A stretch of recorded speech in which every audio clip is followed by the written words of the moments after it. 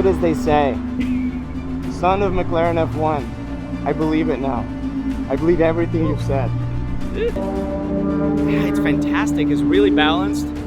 The front end you can really lean on. It has almost like P1 kind of front end. Like you lean on it and you know exactly what's happening.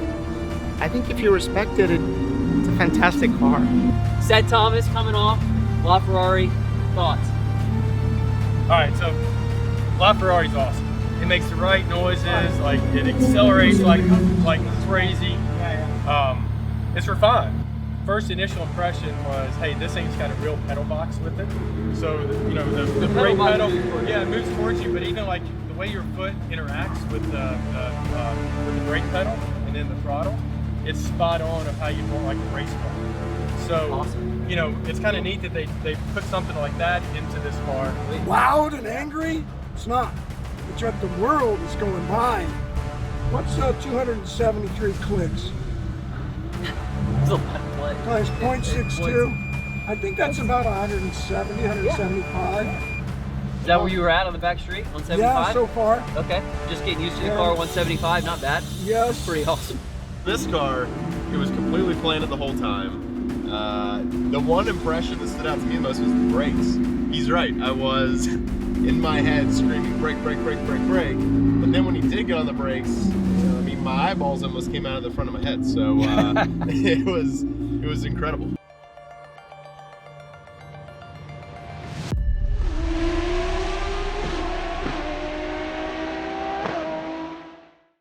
All the cars are safe.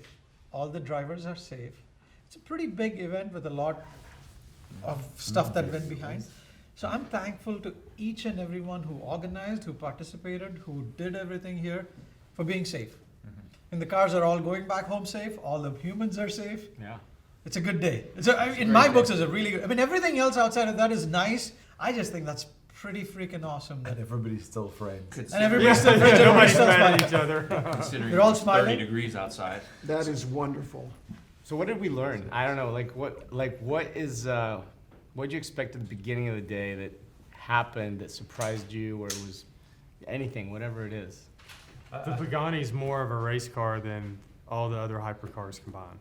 Wow, That's a big statement. That's a big statement. Oh, that's bold. I know there's a certain gentleman in Italy who designed one who I'll have to translate for, who might like that statement. No, it was a pleasant surprise. There's certain aspects that you look for in a street car that relate to maybe to a race car, and you hear a lot of marketing towards it.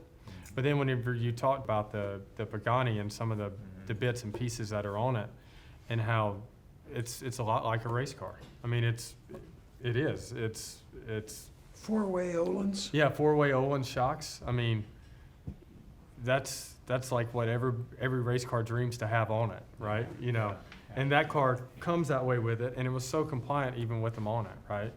The downside to it is it's not a flip of a switch. Like, let's go from street mode to track mode, like some of the cars are. It's you've got to crawl underneath it and adjust some clicks. Speaking to them in the past, they try to set up all their cars so that every one of their customers, is safe, but they are infinitely adjustable. Yeah. And it's more interesting if you talk to their test drivers, the stuff that they go into. Like they have settings with names on them for like different tracks and everything else, and it's all manual and clicks, kind of old school, like an old watch you'd wind. Yeah. Yeah. Well, but in a race car, that's what you do. That's what we'd spend our time doing on a weekend is tuning it just for the track, and it's like an old school watch. You're clicking and winding on some some nice hardware. I knew what to expect from the Trinity, but I didn't know what to expect from the Huayra BC. And then just getting around it, understanding that it is really a family-run business, and we were sort of all cheering, I think, for the family, right? And the BC being named after the Benny, right?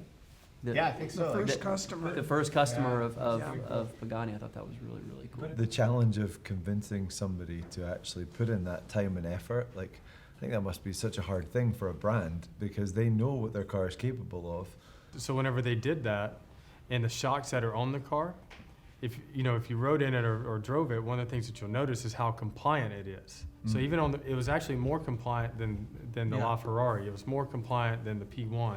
So we could make it to where it's unlivable on the street. Right. And that's one of the geniuses. They've got it set in such a good spot that it does well on the track and it'll do well on the street, versus in the other 3 cars, you've got to turn a dial to get them to where they'll do well on the track. Okay, well then we need to convince more Pagani owners to track them. Oh, 100%. That's the key. problem. Yeah. Like the amount of cars we had out there, how hard they were being driven, you can look at the tires and what's left.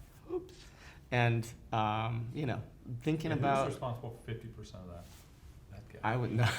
I was not. Definitely He's paying not. for all the tires and all the cars is what he told me. 1 second. He drove my car too. That's right. But so so that's one part, is this Hypercar Invitational idea. Like, actually use these things to as close as we can get to their limit. The other part is the people, right? Like amateurs, pros. What surprises? Did you guys go out behind Randy to see what it was like? No, I don't. You were the only one I think that went out behind Randy. Yeah, because you stayed on, like when everybody else was Yeah. supposed to come I off. think there was an You were like, I didn't see you guys come off. I'm just gonna stay on the track. We needed footage. We needed footage. We needed footage. I Yeah. forgot So about that. so watching you and watching Randy post on TV, right? Like all the stuff you do, it looks fast. It looks like you're at your edge, but then following behind, it's like a whole different level. Like that turn down there, realizing where you turn, when you apply the brakes, and how much sooner you're on the brakes. Coming out of here, how hard like you're accelerating when I'm just kind of tiptoeing over it. And after 3-4 turns, you're gone. And it was like, oh my God, I knew there was a difference. But that's like a chasm. I mean, it's like it was this crazy. table, When you- I can see inside, and that's the distance. When he came down this hill and you were chasing in the 918 to Yeah. get footage, I was like, Alex is not getting footage. No, I'm Randy Yeah, is you not can't even waiting see the for him. LaFerrari. It's gonna be this little pixel. in the front Alex of got it. footage of open track in front of him. Or it was the Pagani that he was in. It was the Huayra. Yeah. Did Yeah. anybody else ride with Randy? Because I rode with Randy in my CGT. I made it 2 laps. The other 3 laps he did on his own. Because my face just responding to him driving the CGT, I mean, it was just... You know, the only person who probably could have handled that is Arjun. We should have sent Arjun on it. Oh yeah. Because he sits with anyone and he didn't have a problem riding with anyone. It's that no fear of. He's you got know. no fear. Yeah. But when you're 15, what do you fear? So you have no fear. You just go. Yeah. Yeah. My neck was exhausted being in the car, whatever car we were in. We did the 918. Yes. Was it? Yeah. It was tired being in that. That was hard. Another interesting thought is the 488 Pista, not a hypercar, but when we had it out against the hypercars, it didn't have that ultimate incredible acceleration, but how fast It was super weird. It was weird. It was fast. super weird. ridiculous, Yeah, right? it was weird. And balance, and you don't have all that weight behind That's you. like the 720 too, right? The 720 is one of the most fastest cars. It's not a hypercar, but it can probably take any one of these cars. And it's ridiculous how fast it is, and you don't realize suddenly, oh shit, Yeah. I'm doing 130, 140. Like, this is my entire problem with cars right now. I look back at it and I was like, man, you were kind of fun, but that was it. Because it was just, I'm not going Cars to say are getting computer game, but it was fast. like computer game-ish. Whereas, I didn't even ask Jonathan if I could drive the Carrera GT, but I'm like, the fact that I would have been having to go through gears on a track where everybody else was paddling and like, hell no. So you kind of preempted like my next question, like which one was the most fun? I think we had getting to drive your Carrera GT was such a treat, such a treat. You asked for it immediately when we got there. What But it I will sounds say, like. as the amateur, riding with Randy was very rewarding for me. In your Carrera GT? Yeah, absolutely. It's one of the best engines ever. The sound of that car It's is so racy, crazy. fat torque curve that just builds with the revs. The power and the revs just go together. And I didn't want to hurt it. I'm looking at the tack. I'm going, is there a red line on there? It's not. It's like what you see is what you get, right? You have to show me later. I will. Yeah, I'll be happy to. I want to see that. That it really is son of McLaren F1. I mean, I've never tried that one, but you know, Feels it. wherever the prices are today, Massively undervalued. oh my God, what an experience. So let me ask you guys something. I mean, driving the CGT, the ones who drove the CGT, and feeling that and then seeing where the new cars are going with the new technology and everything. What did you enjoy? I know you enjoyed the speed and everything, but you said when you got in the Carrera GT and you drove that, it was just like, wow, you know, getting back in that. Where do you think with where cars are going, driving the new Pista, then driving the CGT, what do you like? Where do you say that's the car I'd want to own? Soul. Like, I think we're going away from soul. I think Yeah. all of everything that's coming out is losing soul, apart from maybe, you know, Pagani and other, you know, boutique that are creating it. But I feel like I'm really fortunate with people like Shashi in my life to get to drive a huge variance of cars, and everything that sticks in my brain just now is F40, Lancias, like Singers.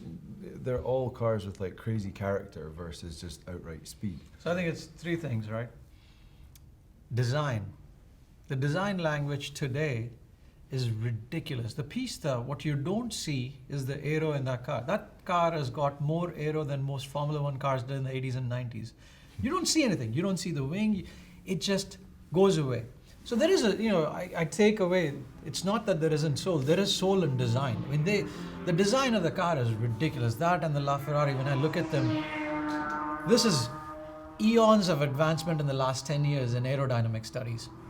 The tire technology in the last 10 years has changed leaps and bounds. The stickiness that a Pista has or a 720 has, just from the CGT time, that was a hairy car 15 years ago. Today, you can put that much horsepower and the tires will still handle it. I think what we would look for as buyers of these cars is, do I get personal enjoyment, or is it a robotic car, which is I get into the car and just go, because any new GT3 RS, a GT2 RS, the 720, the Pista, almost all these cars, your average driver can go probably do 145, 147 easily without trying too hard, which 10 years ago, 145 was a big deal to get. Today, anybody can get it. So I look for, to answer your question, the CGT, I really don't even want to do the lap time. I just want to drive the car because it's so much fun. So I just go, I want the rear end to just slip a little bit. I want to feel, I drove the 300 SL. I thought the tires were so skinny when I looked at it, but I thought that was the best car I ever drove after driving it for 4 days. I think owners are going to look for things that connect them to the car. Something that says, I love the design so much, because design is subjective. Either you love it or you don't. For me, the LaFerrari is the prettiest of all of them. I think, regardless of what lap time it did, that's the car, if you had me pick, I would go. Driving wise, if you said what's one car you would want to keep forever, I'd go CGT. That's it. To me, it's the most iconic car. And everything else is interesting, but they're all fast cars. There's no question. What would your reaction be if you heard that Ferrari were releasing a 480 horsepower manual lightweight car? Genius, right? Like, But and that's how they sell. incredible right now if they did a 480 You look at horsepower it, manual. You know, that's what Porsche did with the 911R. R, yeah. And that was one of your comments. That's like one of the best modern cars that's produced. And I Hands think, down. Manual GT3. yeah, it's a manual GT3, and they kept it. Yeah, it's so much fun. Keeps the driver involved. It's still, it's got the soul. It still makes the noise. It makes the sounds. You know, as they go hybrid, as they go turbocharged. You know, you start losing some of the special appeal that each car has. You know, Ferrari was always known for a high revving, amazing sounding V12 or even the V8s, like, you know, in the I remember like the 355 when it came out. That was like the best, like Still is V8s. Still is Yeah, one it's of one the of the best best cars ever. Yeah, exactly. But High it, RPM, what a howl. yeah, what a howl. And I then raced one once. I just lived for the red line. From a V8. yeah, Oh, yeah. yeah, it's crazy. Sound was, And then you get into, that's one of the things I think everybody also likes about the Carrera GT is not only are you shifting gears, but you're hearing this noise, you're hearing this sound, this package that comes from it, and Definitely. it creates that soul. And then you throw into it that, you know, it doesn't have all the stability control, so it makes it harder for an average day driver to hop in it and you know, be a Randy Pobst. You know, it's a tough car to handle. The first time I've met each one of you, we all identified as car guys. And we can be from different backgrounds or, you know, whatever, but that's our passion and we speak the same language, but we're small, unfortunately. Yeah, we're not. And that's why we all love, 720S. that's why we all love the Pagani, all, you know, at the same time, is because It's got a connection. it's got a connection. I know, strangely enough, I was with Amir and Thomas at Aston Martin, and they're designing this incredible new roadster to compete with the Monzas and all. So they said, they showed us the model and said, what do you think? My first reaction was, lose the 800 horsepower or whatever ridiculous number, you drop it to 500, give me a manual drive, manual transmission, call it a day. That's all I want. This could go on forever because we all love this, and this is what brought us all together, like Seth was saying. No matter where our background, our different occupations, demographic status, we're all here because we love the driving, we love the passion, we love the cars. And that's what, when I started Merit Partners, that's what it was all about. I wanted to be around enthusiasts and really to have a hobby that I could do that I was passionate about, and just turned into an occupation on top of that. So I just want to thank everybody for participating, for the feedback, and just for coming out today and taking time out of your schedules. I mean, this will continue after the cameras stop rolling, but at the same time, that's what's so cool is we get to be further ingratiated into a relationship with one another and share some great cars and great stories in the process. So thank you guys. Cool. First Yeah. Hypercar Invitational in the books. Oh yes. Yeah, Later, so- yes. So Great we all job. need to say thank you to Shashi, Merit Partners, Yeah. and Randy. Driving Club. Yeah. Yeah, Driving Club, Randy, thank Driving you. Club at Road Atlanta. Thanks And for Alex for making coming it- up with the idea. That's right. Whatever. We all played a role. I have We this all played a crazy role. idea. People are like, okay, fuck, let's make it happen now. It came together really quick. So we'll do it again, and thank you, We're doing it everybody. again. West Coast. West Coast. West All Coast right. time. Amazing experience. Where the weather could be more consistent. Beautiful, Oh, yeah. beautiful. Thanks, guys. All right, appreciate it.